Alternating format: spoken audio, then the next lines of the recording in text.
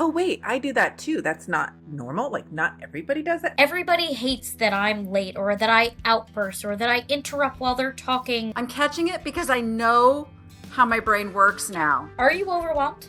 Or is your day-to-day just so in a place that you can't function, you're drowning? You don't have to do that alone. I want to see your superpowers. It's hiking up a mountain with a backpack full of rocks that you're constantly thinking, is everybody's backpack this full? Do you realize how much better you're managing things now than you did even a year ago?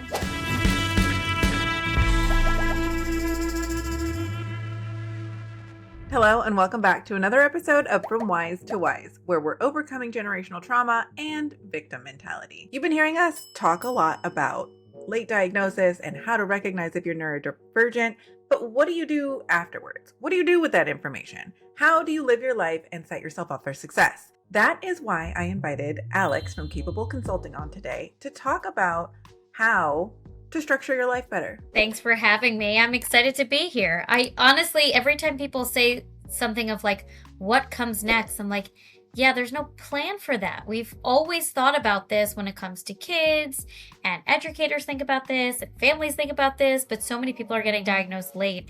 And every time I have people approach me and like, well, what am I supposed to do now? I'm like, ta-da, let's talk. Let's figure it out. We'll go over a bunch of things that will help you figure out how your brain works in the adult version of you and really feel like you can support yourself. And a lot of what I do is focus on career, but it's not like you take a light switch on and off and it just somehow you don't have ADHD or you don't have any kind of disability after you come home from work.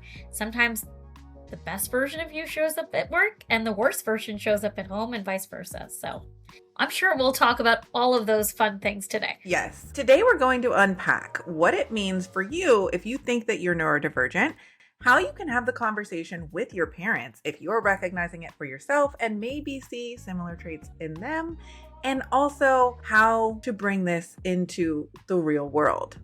All of these are going to be practical tools for you to have those hard conversations and learn more about yourself. I want to give a little context of your background to the viewers at home because I'm sure their eyes glossed over as soon as you said work, because most of them are either entrepreneurs or retired. Those are our viewers right now. So can you give a little background of how you got into what you're doing and how it can help them? 100%. I think it's always important to know that work doesn't necessarily mean a traditional job. So just so you know, most entrepreneurs fit in the category of being neurodiverse. So I'm sure everything that I'm going to say is relevant. I was diagnosed with dyslexia and ADHD at the age of 8 and had support all the way through college. And I talk to people who are newly diagnosed and they say, well, you weren't newly diagnosed. How does that work? I've had an entire lifetime of opportunity to learn about how I think and learn, had the tools that were built in. I had the support and resources. It wasn't always pretty. Not every day was perfect. I had a lot of different struggles than those who were newly diagnosed. But in the process, I learned a lot about how my brain works. And so I spent my career and program leadership development, and everything that I was doing was focused on how I could help people figure out what are their strengths, what are the things that we need to lean into so that we can be challenged and not overcompensate and do things that are hard. And I was laid off from my job due to COVID, and I was sitting here thinking, what am I going to do next? And so many people were getting newly diagnosed and reaching out to me and saying, Alex, you're the only person I know who openly talks about the fact that you have ADHD and dyslexia. What do I do with this information? And I'm like, well, here we are. So I've now been in business 5 years. I work with not only individuals who are looking to find ways to support how they think and learn, but also work with companies to make sure that they are far more inclusive to how we can do so many things better. That's actually how Jordan and I met, was through some of the programming that I do with companies to help make their spaces more inclusive. So I've been doing this for a lifetime and then had professional experience kind of building around how people think and learn. I love that. And it's so interesting how COVID changed so many people's trajectory of life, and the neurodivergent impulse to just kind of like go in a direction and shoot for the moon.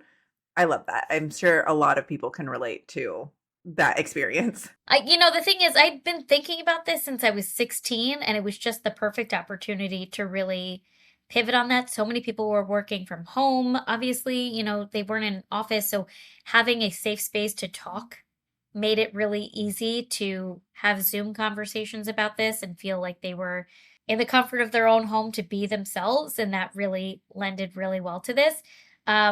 But also, everyone was seeking therapy maybe for the first time. And so, all of these things of unpacking yourself and unpacking what I think a lot of people understood about themselves to be these very ambitious worker, burning themselves out, didn't realize how much of that played into the fact that they were overcompensating because of their ADHD, and their burnout was so much worse because of everybody else. So it was the perfect mesh. I think the biggest realization for everyone watching at home right now is kind of this, oh wait, I do that too. That's not like normal. Like not everybody does that. Not normal's the wrong. We hate the word normal, but I think that's kind of how me and my mom started getting on this conversation. And let's talk about the older generations and late diagnosis kind of spectrum within a spectrum. What does late diagnosis mean?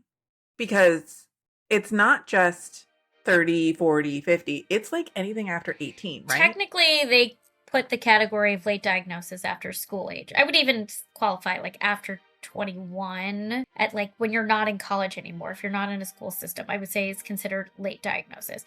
But that varies. The 20s, the 30s, the 40s, the 50s.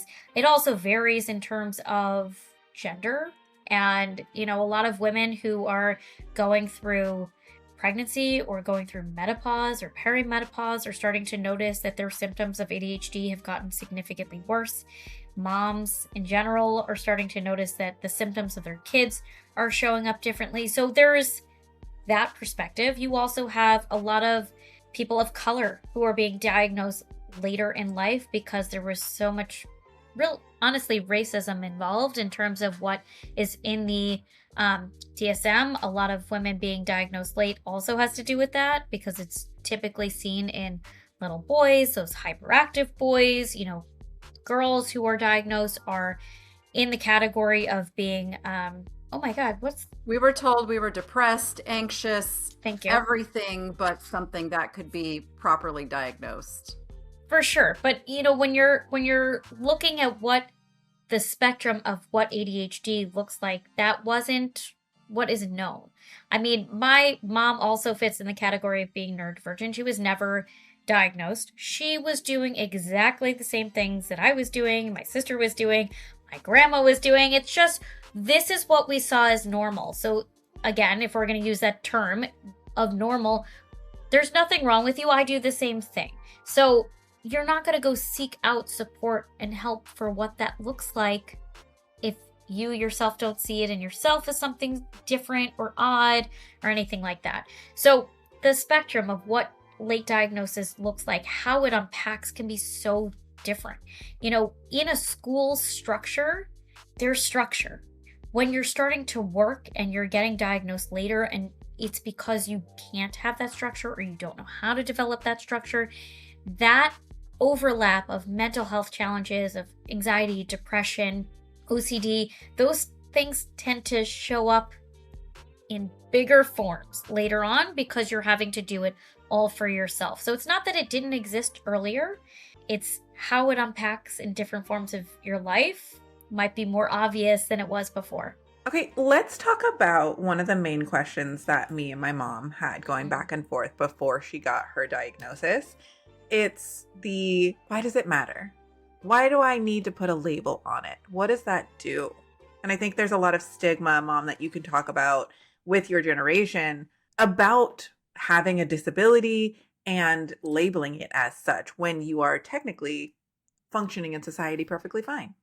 Well, perfectly fine.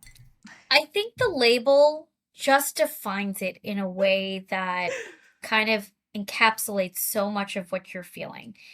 Because a lot of the times you swirl around and say like, oh, that's just me. I'm always late. We used to joke that like my sister, she was always like, I'm not going to use her name, but like we would always use, she's on her time. And she was constantly frustrating everyone else, and we just kind of dismissed it. Careful there, girl. If I then look back and say, well, it was her ADHD that had made it so impossible for her to understand what her timetable was, I take the ownership of her overwhelm in rushing out the door, labeling it, and then breaking it down in a way that I can now understand that she thinks differently. How do we make that time feel more approachable for her? When you're not labeling it, it becomes very isolating, as this is a me problem. This is, everybody hates that I'm late, or that I outburst, or that I interrupt while they're talking, or whatever it is that you fit in the category of your ADHD comes out in, I'm going to say, the worst possible way, the part that makes you feel the most uncomfortable, or the kind that you are most masking for in terms of overcompensating. You don't have to do that alone. And I think if you can define it and say, this is how my ADHD shows up, it changes how you're approaching all of this. It's not an excuse, it's a definition. And the definition is very broad, but at least you're explaining in your own way and in your own mind that there's not something wrong with you. It's just different of how you need to approach something. And I think it also takes a lot of pressure off of you. You know, a lot of the times when people are masking for these types of disabilities and frustrated, that's where a lot of the depression and anxiety comes in, because you just don't want to be seen as different. But I think sometimes identifying what makes you different also defines how you can get the support and the resources to really build in those tools and take the pressure off of the part that's actually hard. Well, I can give a real life example of before diagnosis, after diagnosis. I am sorry for the bird. He has a problem. He wants in on the conversation. But I moved 3 years ago, and I had a complete mental breakdown, overwhelm. It was horrible. I just moved again, which is why I'm sitting in the dark, not set up yet. But this time I'm catching it. I'm catching it because I know how my brain works now. And I'm putting stops in place so I don't get to that point where I'm having the complete, I have felt it coming on. But just having the knowledge now to deal with it is so much different. I think that is a big point that we should talk about is, do you need to change? Do you need to put that label on yourself? Do you need to do anything different right now? No. But if you are watching this, you probably have the curiosity of, how do I be happier? How do I live in a different way that sets me up for success? How do I get rid of this overwhelm, this sadness, whatever feeling that is, that root core of understanding yourself more and setting yourself up for life in a way that makes you successful and regulated and happy on a more consistent basis? These conversations are how you get to that point. You took the words out of my mouth, and that's exactly what I was going to say. Because a lot of the times when people talk to me, they're like, do I need to have a diagnosis? And I'm like, no. Are you overwhelmed?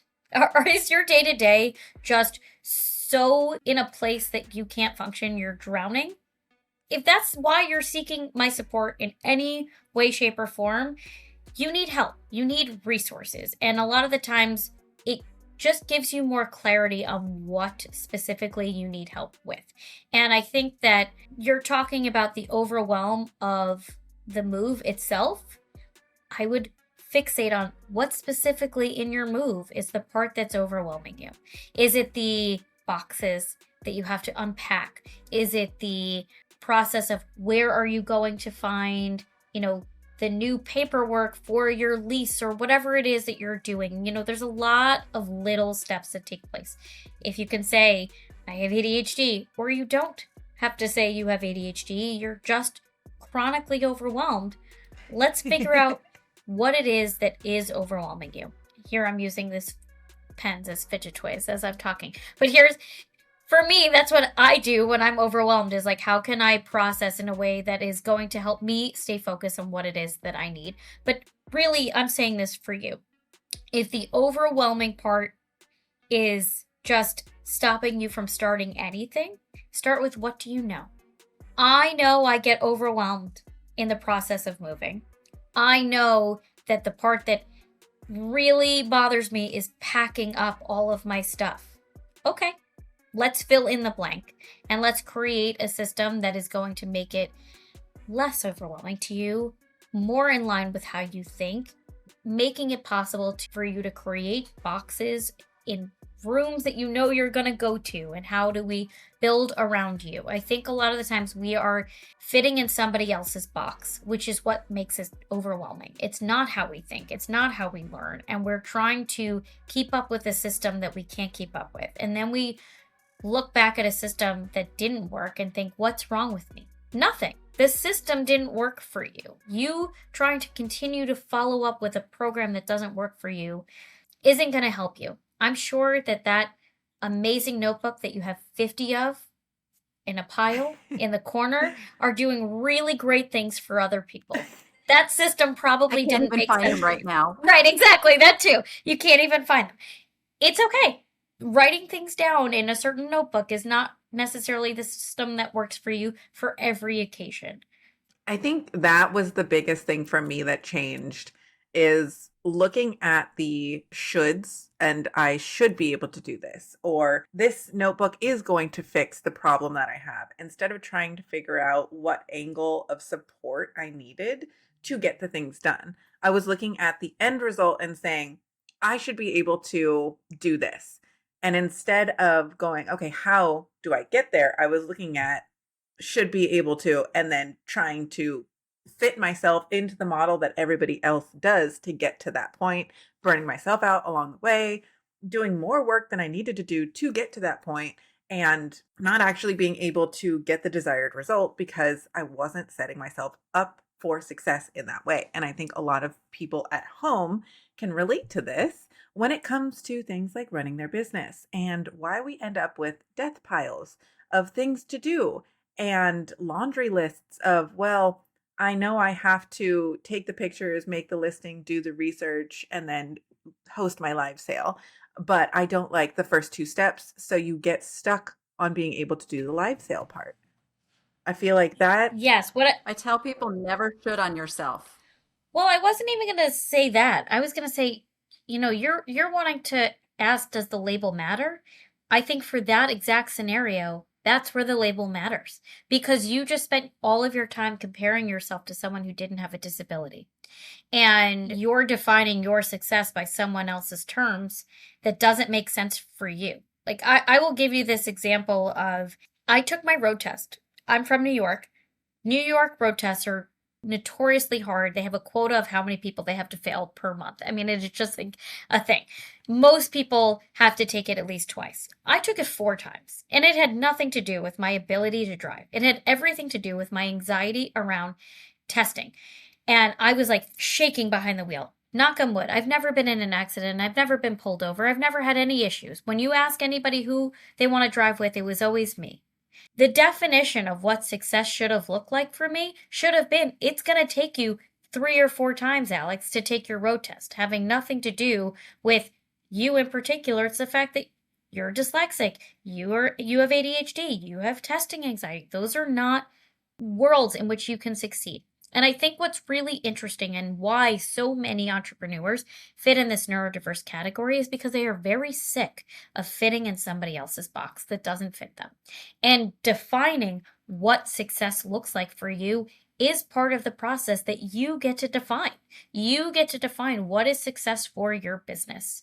What the structure looks like is also defined by you, and that might be the part that overwhelms you. But I think that's what makes it exciting, is because we don't have to fit in someone else's world. We get to decide what it is that we want to do, how we want to do it, and we don't have to question if it worked for us or not. I think there's a big piece of this, that talking about specifically overcoming this kind of victim mentality, and why I wanted to start this podcast in the first place, is recognizing that piece of yourself that doesn't stop when you hit a barrier.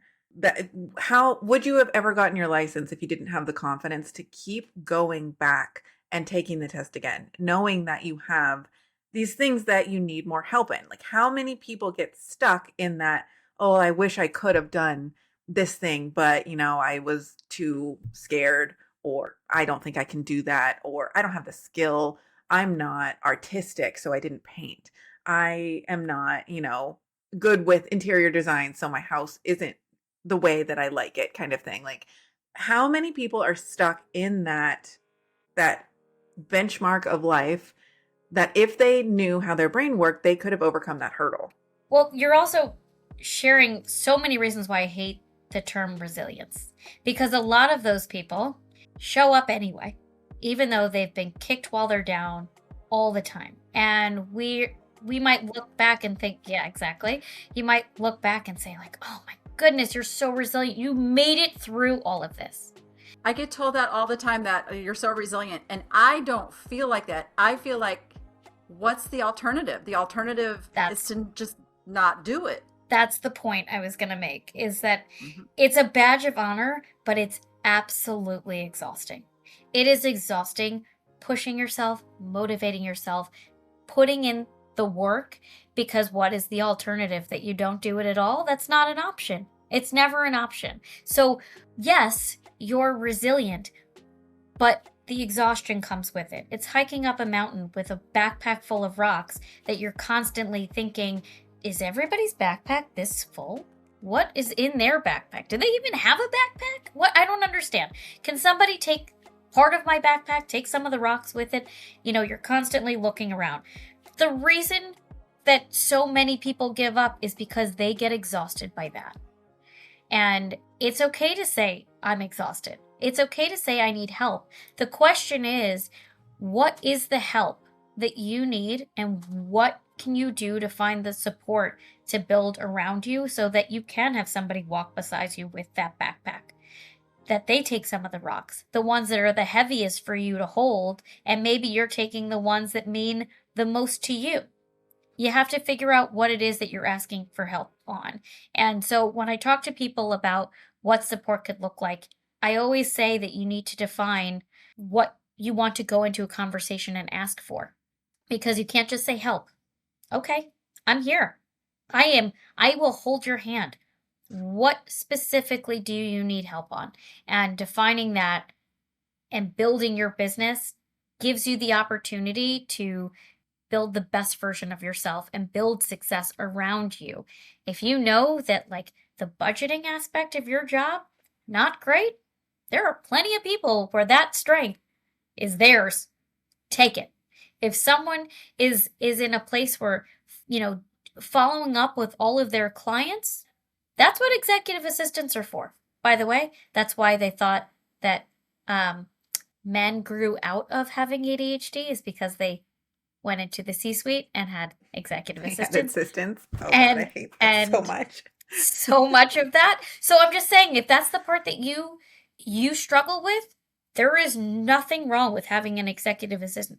Almost every business out there has someone who supports them with those things. You do not have to do everything by yourself. My problem is I tend to hire people just like me. Can we talk about the difference of men and women really fast? Because you said something about this kind of resilience.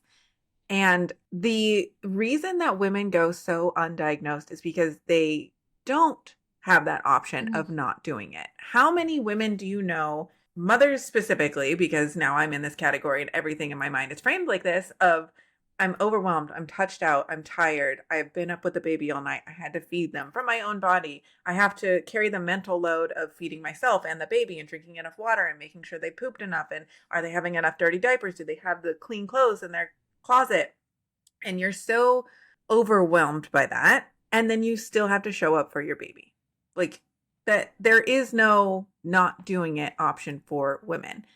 For men, stereotypically, it's a little bit different, because their responsibilities traditionally, we're generalizing here, have been different, and they can have the option of it not happening because there's usually a woman there to help make it all happen and carry the mental load in the household. There's so much in that. I also have 2 young children. I'm exclusively pumped for both of them for 13 months each. So I understand the physically draining, the mentally draining, the emotional draining. aspect. And I would say, in terms of young families and what that looks like for men and for women, it's different. It is, but I also think that to dismiss what that looks like individually is also a mistake, because the overwhelm that men feel in that is helplessness in terms of how they can support. And for women, it's the physically draining, the mental load aspect of that. So I think that we're in a society where we're doing the impossible without physical, mental support. And a lot of the times I talk to people of like, what is it that you can outsource to make it better for you? Sometimes that's childcare. Sometimes that's having someone clean your home if you have the ability to do that and you can afford to do that. Or a lot of the times, if that's not available, how can you build support in your community around you? I'm surrounded by also a lot of young families, and a lot of the families that we talk to, we switch off on certain things. We take date nights where we watch each other's monitors. Go out, have a great time. I will be here watching your kids. I think you have to define what it is that's overwhelming to you in this moment so that you can catch your breath, speak to your spouse if you have, a partner in this, that you can define with them what is it that's overwhelming, but show up without anger, because they are doing the best they can in their own way, and they don't necessarily know the mental load that you are holding. And that really is so much easier said than done, but if you can create the space to have the conversations, that really helps. I think for me, in those moments, my husband and I started doing coffee dates once a week, where it was like, let's map out the calendar of all the things that we need to do, because I was so sick of having it all in my head. And I was sick of like showing up with that emotional dysregulation that was so much more involved when I was, exclusively pumping and so much more exhausted. He didn't know. He didn't know what that was physically like for me. And for me to define that for him and show him what that looked like, tell him exactly what support could look like for me in those moments, really changes that. But there's a lot of emotional dysregulation that happens to go 0 to 1,000. And I will tell you, it's gotten better, but you have to know what you're asking for. And it doesn't matter whether it's at home or in the workplace or in your business in general. You have to know what it looks like for you before you can ask for help and define what it looks like. We also have not gotten so far out of when women were in the home. They didn't have the work outside. Like, they could focus on the kids and all of that stuff. And we still have men who are still raised by those women. And so we're not far enough out from that yet to have bridged that gap where it's not the same. Women are now working and taking care of the family and all that. And I think that's that place where we're kind of transitioning into this new way of thinking too. For sure. I think most people are in this realm are in two working households. Both people are working. Whatever work looks like, maybe it's not traditional 9 to 5, but two people are working in order to sustain their life. And so the pressures exist on both ends, and so does the pressure of keeping up and the responsibility and having those conversations. I think the more you can have that conversation as to what are your needs and defining for yourself what those needs are, the easier it is to actually carve out the time that you need and the support that you need for that, or budgeting out what you need to be able to feel better.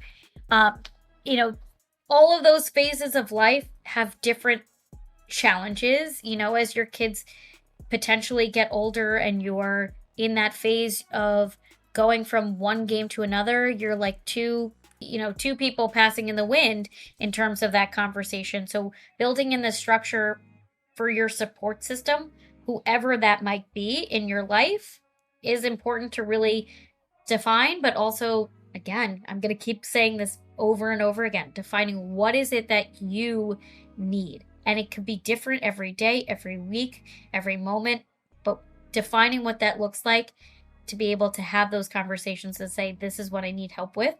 makes a difference. I think that's an important conversation that we should dive into a little bit deeper is how do you figure out what you need? And what does getting help look like?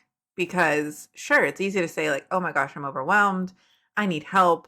I'm exhausted." But how do you really identify those things that you need help with or that are overwhelming you? Because for a lot of people, I feel like it's a Well, mystery. because I'll add to that, sometimes I don't know. I just know I need help. And I want somebody else to figure it out. You're also seeking that point where you're so far off the deep end that doesn't matter. Like you just would like to crawl in a ball and not exist because you are that overwhelmed. You are so so past that point. So I understand that. I would say I'll speak to that, and I'll speak to the before it gets to that point piece. When it comes to the I am so far off the deep end, I don't know what I need help with. The nearest person to you in your life that you trust to say that to, I think is important because you're going to want to build your support system locally, whether it's family, friends, whoever, to say, this is what I'm overwhelmed. I'm just overwhelmed, and have them help you figure out what it is you're overwhelmed by. Because I think everybody needs a therapist. I'm going to be the first one to tell you that. But everybody needs some kind of help emotionally to come And down not from that place. ChatGPT. Yeah, No, not Oh, no. ChatGPT. no. That's not your AI, therapist. it is not a therapist. You need a human being who has emotions, and you have to connect with someone in particular, or a doctor or a coach. I would say start with therapy in terms of that. That will help you kind of redefine some of the overwhelm so that you can come out of that cloud and really figure out what are the sections in which you were overwhelmed by. I would say coming back to the person who is reaching that point of overwhelmed, they have a little more clarity in terms of the different categories of what they are overwhelmed by. Looking inward, it's not going to look the same every single day. I will tell you, for one of my clients, he's about to start a brand new job, and he has been kind of the stay-at-home dad, picking up the kids, sending them to school and things like that. And he's like, I'm not sure what comes next. And I said, okay, so let's look at this 1 week at a time. What are you confused by? And we really kind of worked out his day. He's like, okay, I was just trying to figure out who's going to pick up the kids at the end of the day. Okay, let's break it down. Who's picking up the kids at the end of the day on Monday? And we kind of went through it step by step, kind of guiding him through that. We also talked about the fact that transitions, which is what typically overwhelms people with ADHD, is that constant task switching. The switching of I'm a parent, I'm a business owner, I'm a parent, I have a partner, I am trying to be a friend, I am trying to be a good daughter, son, whatever the case is. How do I show up? Where are you in this? Because every time I talk to people about what they are overwhelmed by, they give me a laundry list of things that they have to do. And every time I say, where are you on this list? And they're not. So where are you on that list? Is it at the beginning of the day? Are you taking time for you? Are you taking time in the middle of the day? Are you giving yourself a buffer time between those tasks, those big tasks I'm talking about, are the transitions from work to life to everything else? What is it that you are defining for you that will help you feel stimulated or come down from being overstimulated to transition that piece?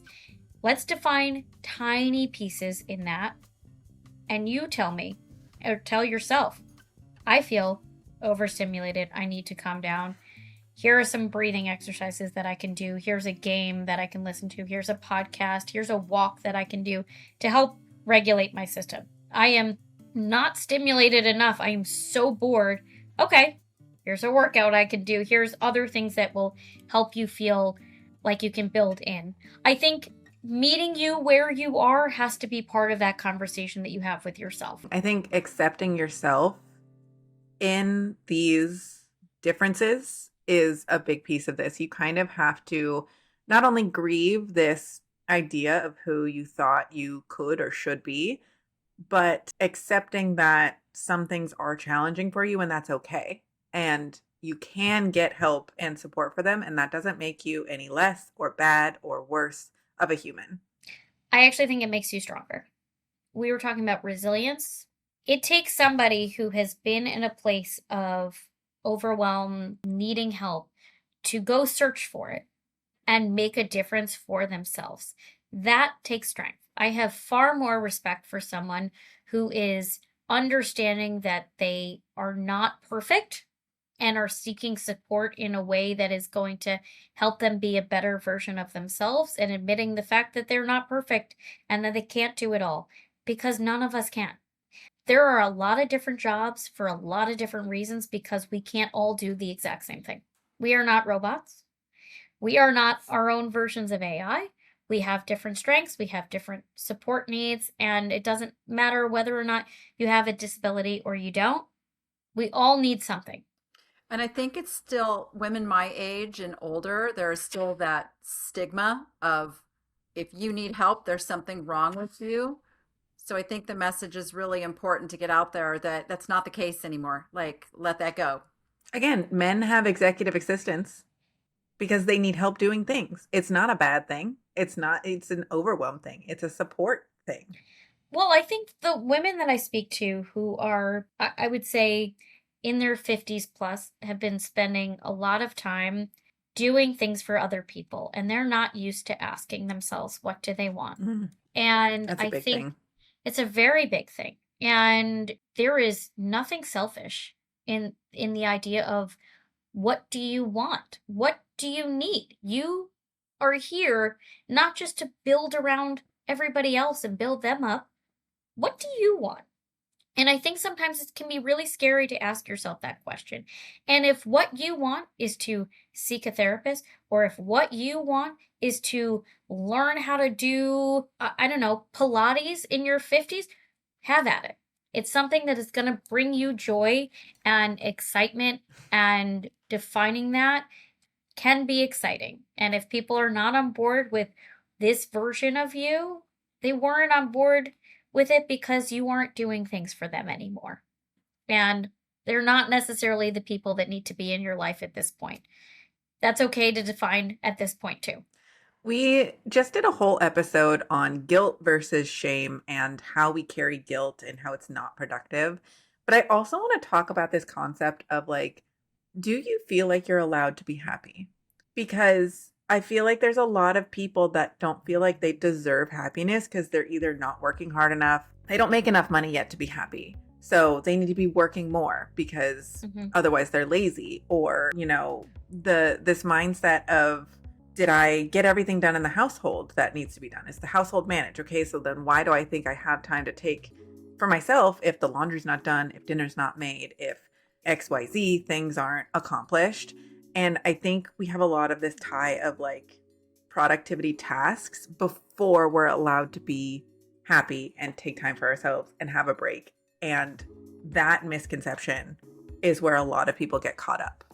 I think you're also looking at social media where everything is perfect. And if you think that all of these creators that you are following on all these different platforms have it all together, it's likely because they have a ton of people doing things. Yeah, because they have assistants. They have assistants. They have nannies. They have people who are maybe personal chefs and designers, and half of the things that are in their home have been gifted to them. So that is why they are able to do all of these things. You're not looking at someone else's reality. So I'm going to start there.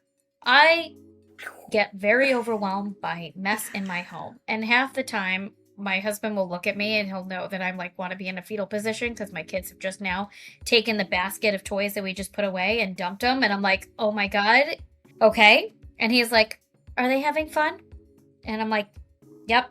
He's like, are you having fun watching them? I'm like, yep. He's like, we're just in the moment of that. Like, it's okay to be in the moment. And I think that, those moments don't always last. So how can you define them? But also in terms of how you're looking at this as a big picture and little detail aspect, there is so much that you are defining that is defined by other people. What does that success look like for you? And it's okay to be uncomfortable being comfortable, because sometimes we have reached the point where we are where we want to be. 5 years ago, version of me was hoping that I would have my children and my family and my business. Sit with it. That's what I wanted.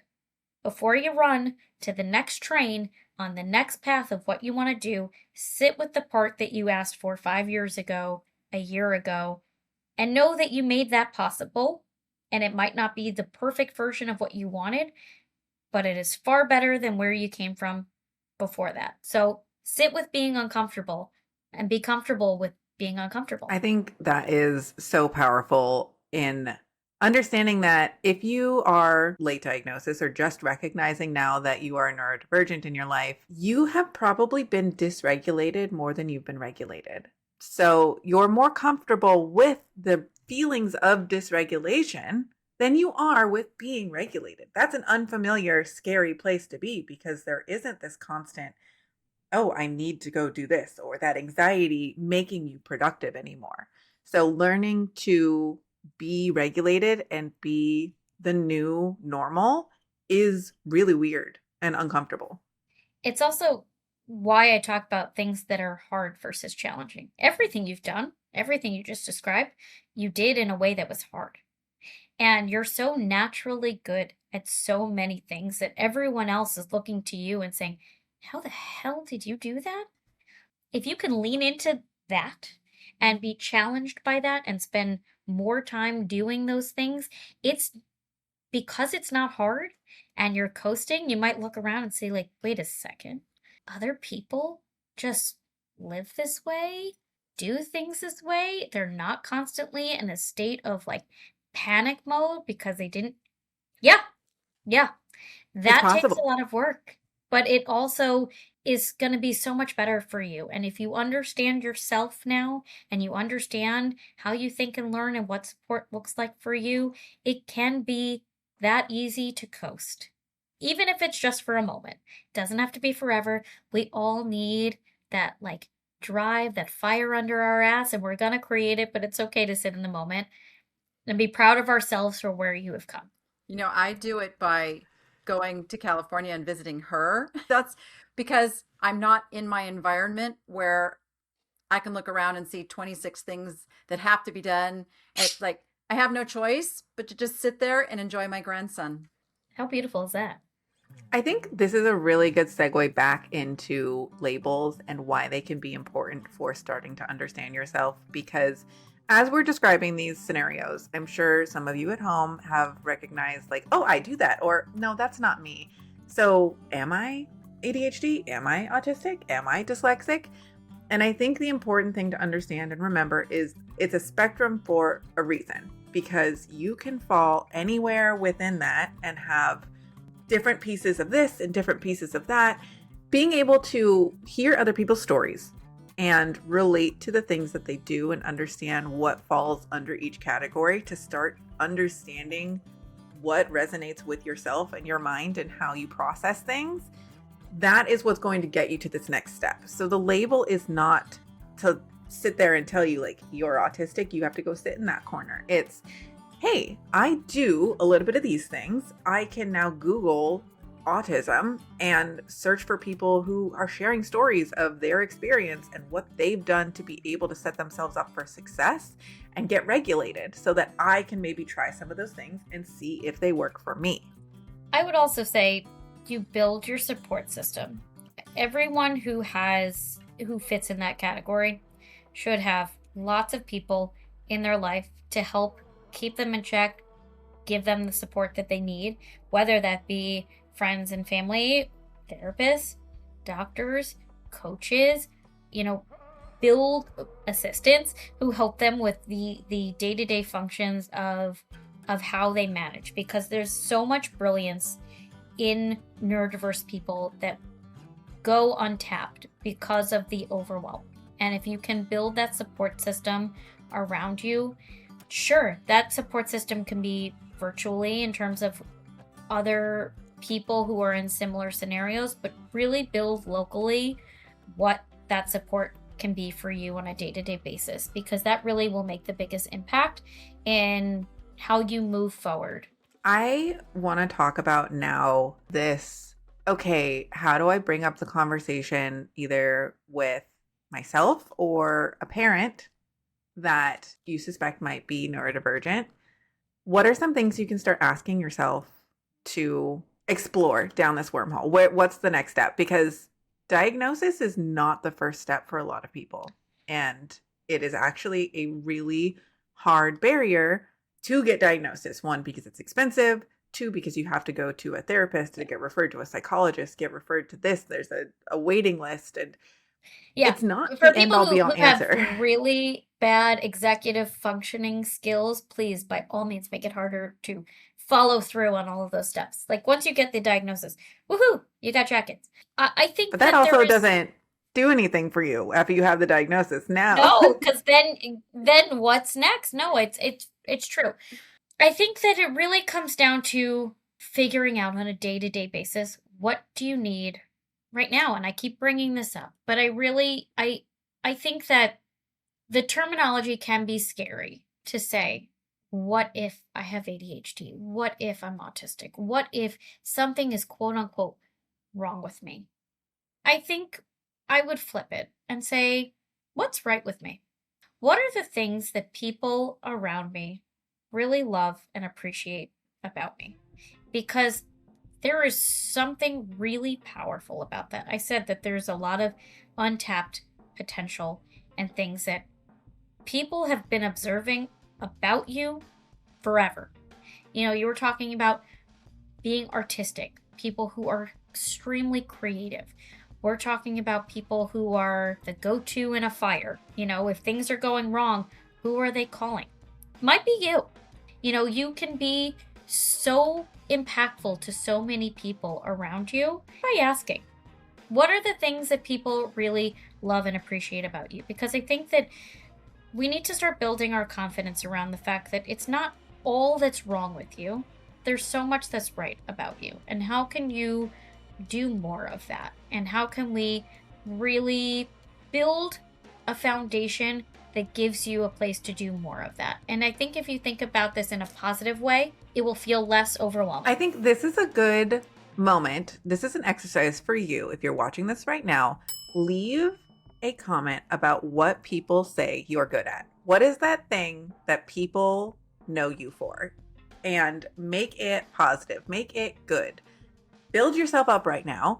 And this is also how we build community with other people. Is there someone else in the comments that you can either relate to, or that's a skill that you are desiring and need help with, and you can connect with that person? I can tell you women my age are going to have a trouble with that because they don't like saying good things about themselves. Yeah, you have to say something good about yourself. It's a really hard exercise, but honestly, you have to love yourself in the process. And as much as I'm like talking about building your support system, you have to feel that you're worthy. And a lot of the times that I talk to people who are debating seeking a diagnosis or in a place that feels really low, they feel like they are not worthy. And you absolutely are. And there is so much that you should love about yourself, and you have spent so many years beating yourself up over, or people have said things to you that make you feel like you are not worthy of. It's not true. So let's define what is, because there's a lot that's there. And so, yeah, start with building that for yourself, because I think that will build on the confidence to continue to seek support for the fact that you know you are worthy of something more. And I have really good news for anybody watching that is now overwhelmed by this. Oh my gosh, okay, now I have to start. I know that I should have more confidence in myself, but I don't know where to begin. Watching this podcast is the start of that journey. You've already taken the first step at building more confidence for yourself, wanting to discover what that pathway looks like. Continue down the road because you're already 1 foot on it.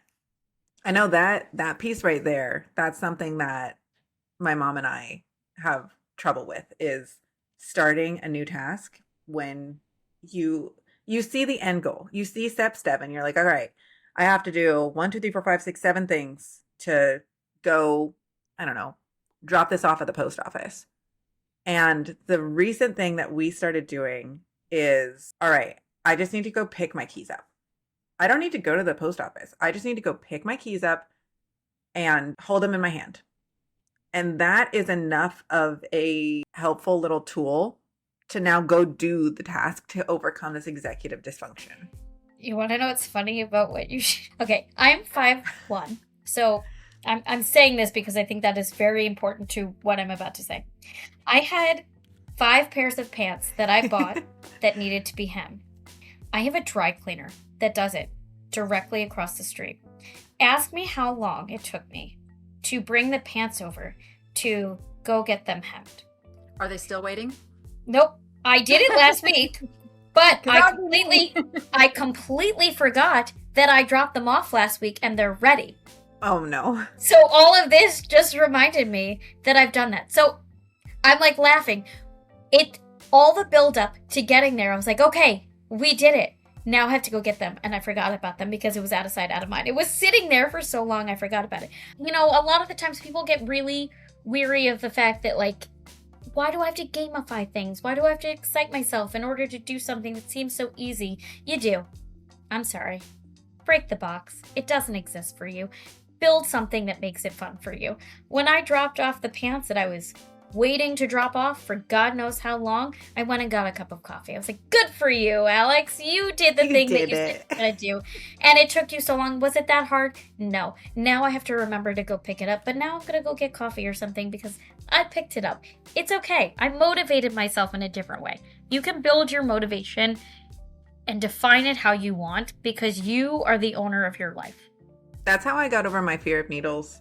I was petrified by needles. Still am. Still hate getting blood drawn, hate getting shots, have to have somebody hold my hand. I cry the whole time. But when I was pregnant, I know I had to do it. So after every time I did a blood draw, I was like, we're going to go to TJ Maxx afterwards and walk around because the vampire stole my blood and I need to be happy again. And my husband hated it because he hates shopping. But I was like, this is how I'm getting a positive association with a thing that I'm terrified of so that I can go do it. Because I will not go do it and I will put it off until the end of time if it's just I have to go get it done. For sure. For sure. Knowing you, you also probably picked up a lot of Christmas stuff during that time.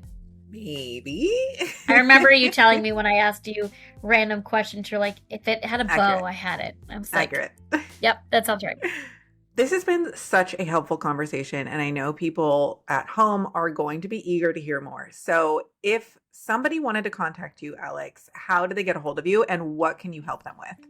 Sure. So a lot of the work that I do is focused on career. And as I said, a lot of the clients that I work with are entrepreneurs. But you can find me on social media on I Am Capable, CAPE, capable, that way. I'm on Instagram, TikTok, LinkedIn, YouTube. You can also find my podcast, which Jordan was a guest on, which is called I Am Capable, exactly the same way, which I bridge the gap between neurodiverse employees and their employers and help bridge the gap of the conversation so that we can build inclusive workspaces. So you can check that out or check out my website at capableconsulting.com. Amazing. And I will also link it down in the description below for anybody looking for quick access. But thank you so much for being here, Alex. And I'm sure if we have enough questions, we can bring you back on and do another episode. I'd love to. All right. Thank you so much for having me. Bye. Nice to meet you. Alex had to run, but I want to talk about some of the relatable things that my mom and I have experienced so that you can start, again, understanding more about what relates to you, what is helpful to you, and travel down this pathway of understanding your mind a little bit better. Let's talk about our different experiences with moving because we, as you know, have the same brain. But my move was not nearly as stressful as your move. And I think I did a lot of things different to set myself up for success in this move because I knew the pieces that were overwhelming. Let's talk about first deciding that you're moving. How do you pick a new place to go? What does that look like? What piece of that is overwhelming for you, or if any at all? That's actually like the fun part for me. Like the looking at the houses, the dreaming, the thinking, and like he's covered up even, and I can't shut him up. He's so bad. No, so and then once I found the house, it's, all of that smooth sailing, not stressful. Then when it gets into setting timelines, and now there's the pressure of you gave notice, you've got this 30-day window of, oh my gosh, this all has to be done. For me, I have a lot of animals and a lot of extra pieces that had to be put in place, counting on other people to show up when they say they're going to show up and then do the job they say they're going to do. That's when I start feeling the layers of overwhelm because I'm trying to micromanage like 26 different things. I think that's a good piece there, because I know the two of us have a lot of conversations about the hurry up and wait. And so I booked the movers and I feel like there's something that needs to be done, but there's nothing really I have to do yet. And this is a conversation that me and my husband had, is I hired packing movers because I knew that having that impending deadline of we're moving on the 18th, I knew that we were going to get as much as possible done and packed. And then by the 18th, whatever I didn't have done, the movers were going to do the rest. And that, knowing that in the back of my mind, relieved all of that stress and that, like, I should not be sitting down right now. There's more boxes to pack. Like all of those little moments. I didn't have that option because I'm not moving everything. I'm throwing which is good. I am purging. I am clearing a lot of stuff, but I'm the one who knows what that stuff is. So I couldn't just have movers come in and start throwing stuff in boxes. So that was an extra pressure. We have a little bit of that want to save everything gene. And you're going to hate that I say this, but it's the hoarding gene. We have the hoarding gene. I understand there. it. I understand the hoarding. I think, though, the problem is that when you say that, people think filth and they think you have to make a path through your house. So I just want to clarify. The TLC show of, we like to accumulate things. We're maximalists. We have an attachment to. Does it look like it? Well, not you. Now? But, you see something in the store, you go, oh, I love that so much. It's so cute. Or, you've had something for so long and you're like, well, it's cute. I like it. I don't want to get rid of it. I don't want to throw it in the garbage. But, what do I do with it? We see the value in everything too as resellers. And maybe that's why we become resellers, is because we do see the value in so many things that other people would just brush aside, throw to the trash, donate to the thrift store. Like, we see the value and want to save the value. Yeah, that's a hard piece. And I know there's so many people that resonate with it that you wouldn't want to call yourself a hoarder, because hoarder has a terrible connotation. And we see the extreme version of it on those shows where people are just living, in a house buried with stuff all around them.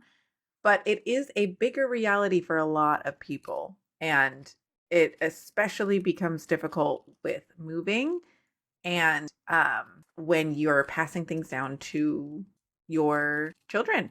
That is a big thing that we've had to deal with on Grant's side of the family, is just the accumulation of things and that hoarding gene, the need to save everything. You should see how much stuff I'm getting rid of. It's a lot. I am proud of you for getting rid of it. I also know there's still a lot of stuff going, so. Well, it's very interesting. I was going to sell one of my glass collections, and Rachel said no. I said, oh, you want to inherit that? And she goes, yeah. So I was like, okay, that's interesting. Okay. Honestly, this is a whole nother conversation, but that need to hold on to things is a neurodivergent trait. I don't know what it is. I don't know where it falls in the spectrum of all the things, but that need to accumulate, that need to hold on is definitely, it's something. But okay, so now you have everything packed. You have the movers. It's the day of moving. That, I feel like that's not the stressful part. Once we're in the thick of things, I'm just like, I'm going. I'm a well-oiled machine. It's happening. Everything is falling. I think it's like wanting to be back to normal, wanting the boxes to be unpacked, wanting to go, okay, some people will get that reference, your generation I may got not. that. I got that. So I will tell you, like, everything got plopped like into my living room space, like every box, everything. And for about 3 days, walking around it was really hurting my brain. So I got the kids and I said, look, we're gonna spend an hour just organizing these boxes.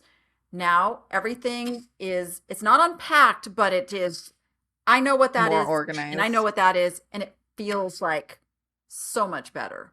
Getting into a new routine, something that's really hard for our brains is change. And that kind of like changing from one scenario to another.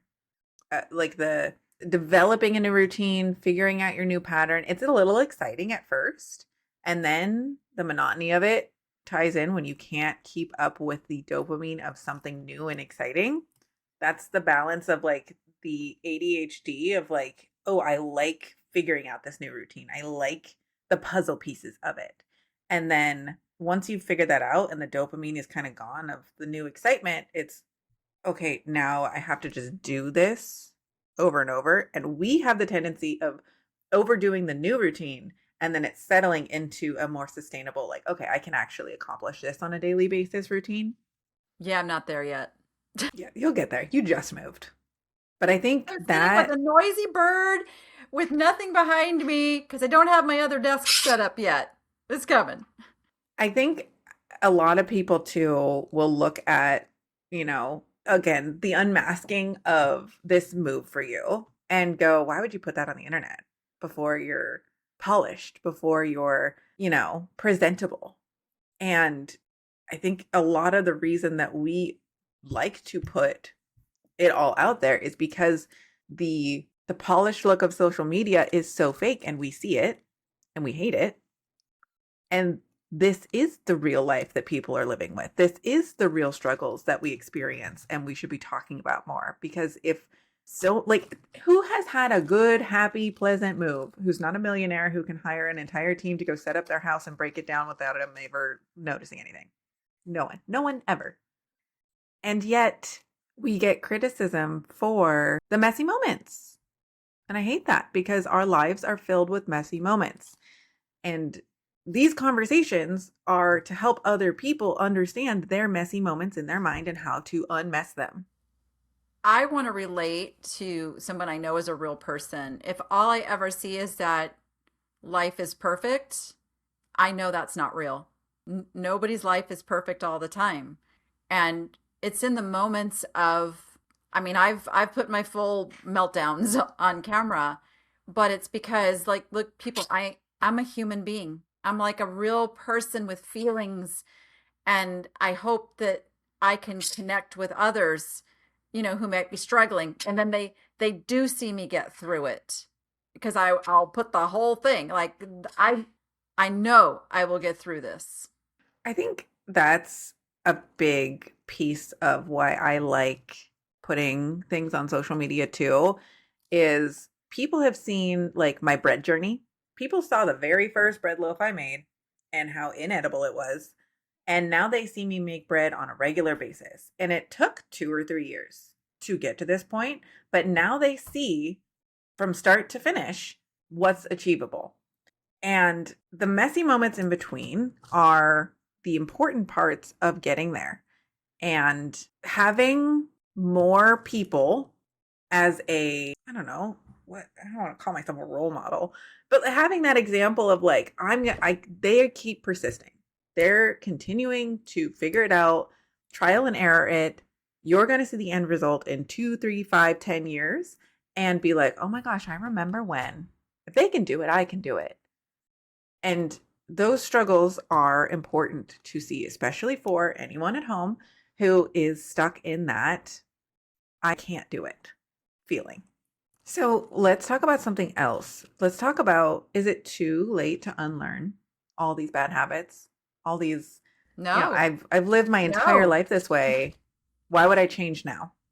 I just started my journey in this. Yes, I've dealt with my mental health issues my whole life, but not in a way that made sense. Like, I was trying to follow the the neurotypical path of dealing with depression and anxiety, when in fact, my brain never responded to those things. What worked for other people wasn't working for me. And I'm finally getting to, like, for the first time in my almost 60 years, like, I'm finding things that actually work and that actually help me be more productive, that actually help me get through the overwhelm.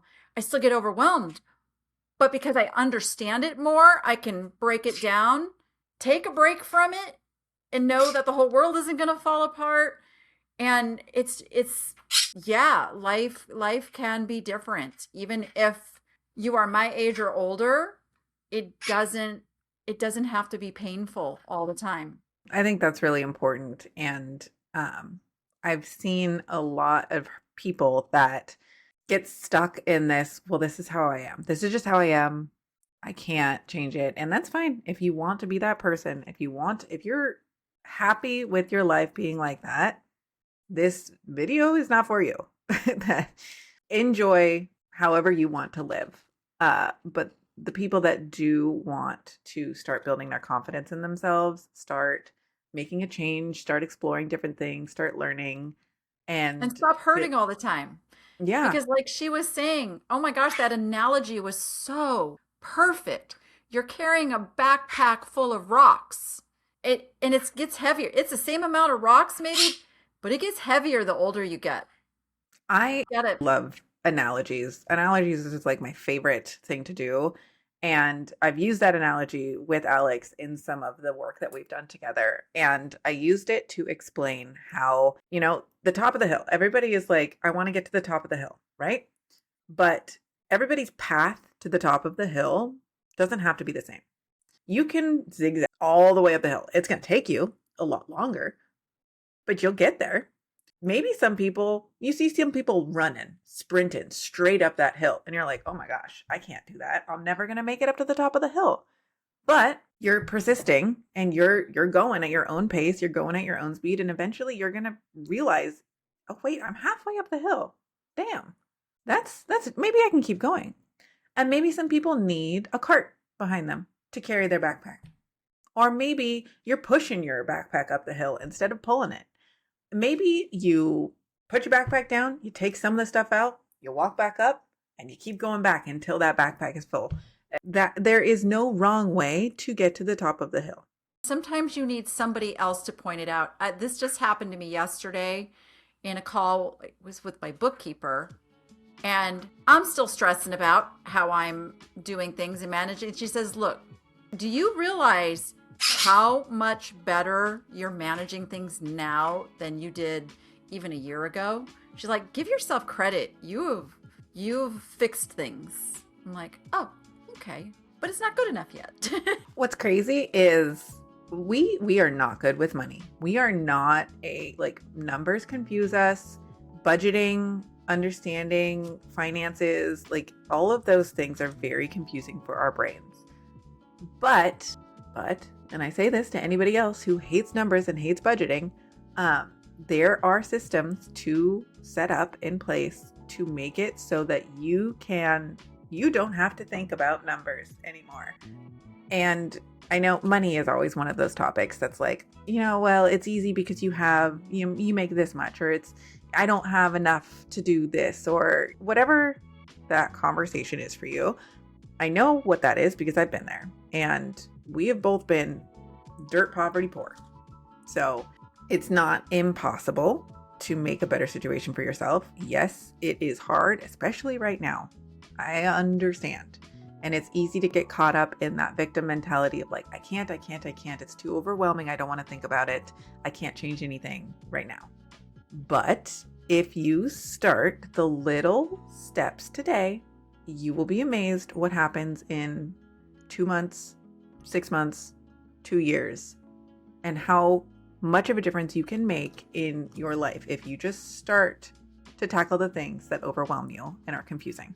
All of this to say, I want to see your superpowers in the comment section. I want you talking good about yourself. I want you talking good about other people in the comment section.